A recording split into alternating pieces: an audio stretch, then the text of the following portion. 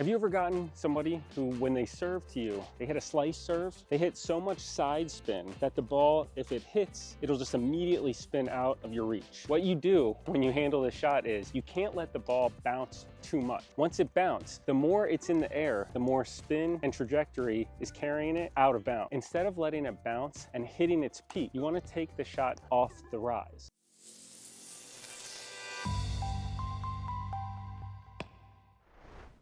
If you're a beginner at pickleball, here are 5 steps that you can implement immediately to take your game to the next level. One of the first steps is the grip that you have on the paddle. You might have heard to make a handshake grip on the paddle, but that is not always true. It depends on what stroke you're hitting, whether you're hitting a volley or a forehand ground stroke. If you're hitting a forehand ground stroke and you want to get spin, you want to try to have what's called a semi-western grip, which means your knuckle of your index finger is on this edge line right here. You can also put your finger a little bit up. It's called the trigger finger. If you're going to be hitting a forehand blocking shot or a forehand volley or underspin, the main knuckle of your index finger wants to be on this flat part right here, just like that. For your backhand, if you're hitting an underspin shot or if you're hitting a backhand volley, you don't necessarily want your knuckle to be in your forehand position, which was called an eastern grip. You want it to be in a continental position, which means that your index finger knuckle is on this edge right here.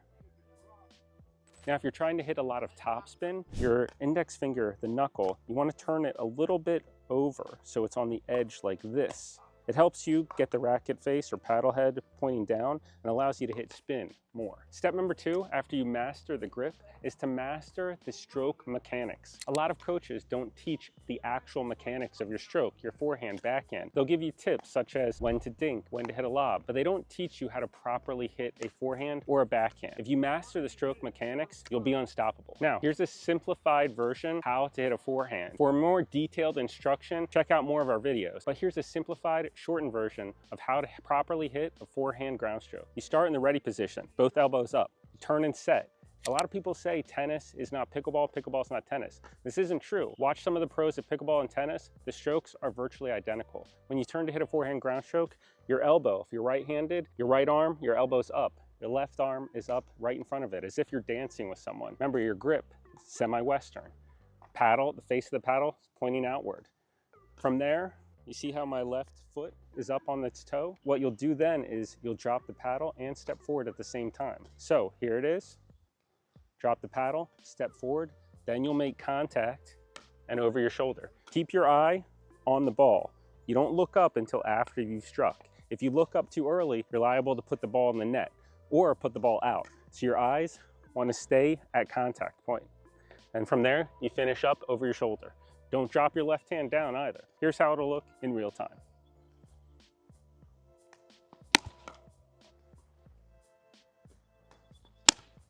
Now the backhand's the same. You start in the ready position and you're going to turn and set.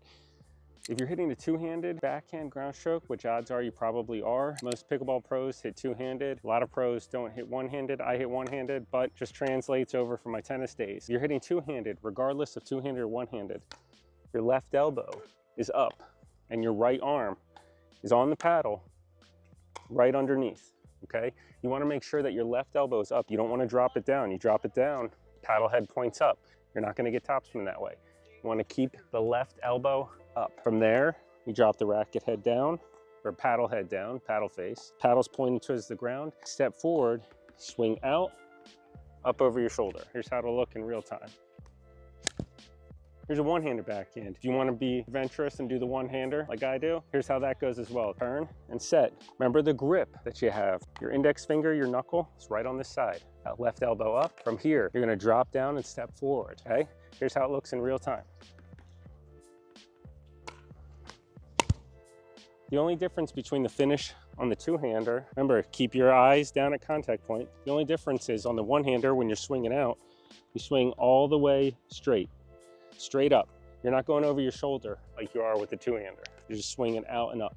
Step number 3, the serve. If you master the forehand ground stroke, in essence, you'll master the serve because the serve is just a product of the forehand ground stroke. So if you master a topspin ground stroke, you're automatically going to have a pretty decent serve. So focus when you're practicing on using that semi-western grip on your forehand, getting the paddle face pointing down and swinging up on the back of the ball. That'll lead to more topspin, which will then translate to your serve, allowing you to hit topspin serve. Topspin causes the ball to curve in, meaning you can hit it deep, traveling farther in the air, but it'll still land in. And it won't allow for a lot of time for the opponent to set up to the ball. They'll have to back up if they're gonna let it bounce and hit it at its peak, or they'll have to hit it off the rise to try to handle the spin. In either scenario, it's gonna probably lead to a weak return, which is better for you. Here's a topspin serve in real time. A lot of people, when they hit serves, whether it's because they're taught this way or they see someone else do it this way, they hit the serve like they're hitting a serve in a volleyball match. They hit it underhanded, not overhanded, but underhanded. They pop it up. So the paddle head starts pointing down and the face of the paddle is pointing up. Well, you're not gonna get topspin on that because you're not able to brush the back of the ball. When you brush the back of the ball for topspin, you go up this way. If you have your paddle face pointing up towards the sky, you can't brush up the back of the ball. So you're automatically going to pop the ball up and hit a weak serve. So instead of hitting underhand like this, try to master that forehand ground stroke. Change your grip to semi-western and swing up the back of the ball. Here's how not to hit a serve.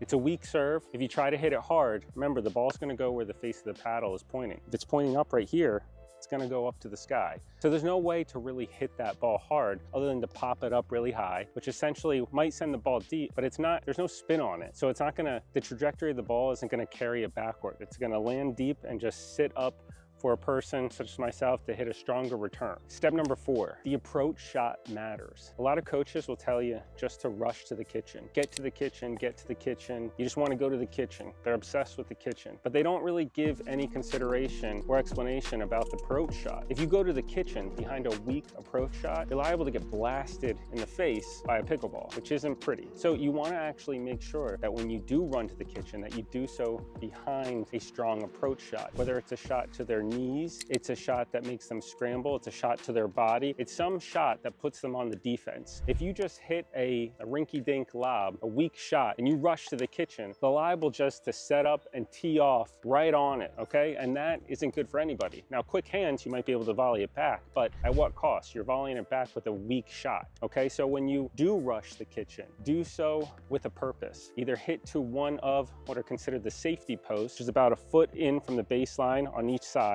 hit to a safety post, or hit to their knees. So that way when you're rushing the kitchen, they're popping up a shot that you can take out of the air and hit it for a winner. This safety post, all right? These are shots where you hit to where by definition, you'll be safe because there's nothing that their opponent or your opponent can really do with them. It's about 2 feet in on each side, 2.5, 3 feet in on each side. So about here from the baseline, here from the sideline, okay? This is a safety post. They're on both sides. So if you're gonna hit an approach shot, like I said, either hit to their knees to where if they're up at the kitchen, close to the net, they're bending over, or try to hit to a safety post spot such as these, because there's not much they can do with it in return. And number 5, the types of shots that can be hit towards you and whether or not you let it bounce or take it off the rise. Here's what I mean. Have you ever gotten somebody who, when they serve to you, they hit a slice serve, they hit so much side spin that the ball, if it hits, it'll just immediately spin out of your reach? Well, a lot of people don't know how to handle this type of shot. They try to move with the ball, chase it down. What you do when you handle this shot is you can't let the ball bounce too much. Once it bounces, the more it's in the air, the more spin and trajectory is carrying it out of bounds, which will then cause you to have to chase it down, unsure where it's going to land. Instead of letting it bounce and hitting its peak, you want to take the shot off the rise. So if your opponent is going to hit a slice serve at you, you want to make sure that you step inside the court a little bit, or as much as it takes, that you can actually take the ball off the rise as soon as it bounces. You don't want to give it too much time after the bounce before you set up and hit a shot. So if someone's going to hit a slice serve at you, here's how you handle it. Again, you want to step inside the court a little bit, and when it bounces, you want to make sure that you hit contact almost immediately after it hits the ground. You're not taking it out of the air, you're hitting it off the rise. Bend down, shorten your swing, hit the ball right off the rise. Here's what it looks in real time. And remember, if you want more tips and instructional videos on how to get better at pickleball, hit that subscribe button.